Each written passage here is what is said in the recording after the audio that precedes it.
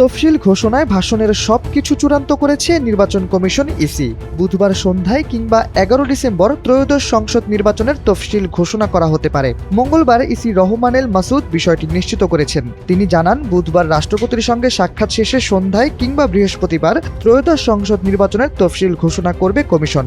তফসিল ঘোষণায় রাজনৈতিক দলসহ সকলের সহযোগিতার বিষয়ে বিশেষভাবে গুরুত্ব দেওয়া হবে বলে জানান তিনি। তফসিলের বিষয়ে নির্বাচন কমিশনার আব্দুর রহমানেল মাসুদ বলেন, বিটিভি ও বেতারকে চিঠি দিচ্ছে ইসি সচিবালয়। ভাষণের মাধ্যমে তফসিল হবে। 10 ডিসেম্বর হতে পারে, আর তো সময় নেই। 11 ডিসেম্বরের মধ্যে তফসিল দিতে হবে। জানা গেছে, প্রধান নির্বাচন কমিশনার সিইসি এএমএম নাসিরউদ্দিন তফসিল ঘোষণা করবেন। তফসিলে আগামী বছর ফেব্রুয়ারি প্রথমার্ধে ভোট গ্রহণের দিন ধার্য করা হতে পারে বলে জানা গেছে। RICL TMX, যুগের পর যুগ স্থাপনা থাকে মজবুত। তফসিল ঘোষণার প্রস্তুতি হিসেবে এরই মধ্যে বাংলাদেশ টেলিভিশন বিটিভি ও বেতারকে প্রধান নির্বাচন কমিশনারের ভাষণ রেকর্ড করতে চিঠি দিয়েছে নির্বাচন কমিশন ইসি। এএমএম নাসিরউদ্দিনের নেতৃত্বাধীন নির্বাচন কমিশন দায়িত্ব গ্রহণের পর প্রথম ভোটের অভিজ্ঞতা নিতে যাচ্ছে আগামী ত্রয়োদশ জাতীয় সংসদ নির্বাচনের মাধ্যমে। প্রথম ধাপেই জাতীয় নির্বাচনের মতো গুরুত্বপূর্ণ নির্বাচন দিয়ে কঠিন পরীক্ষার মধ্যে পড়তে যাচ্ছে এ কমিশন।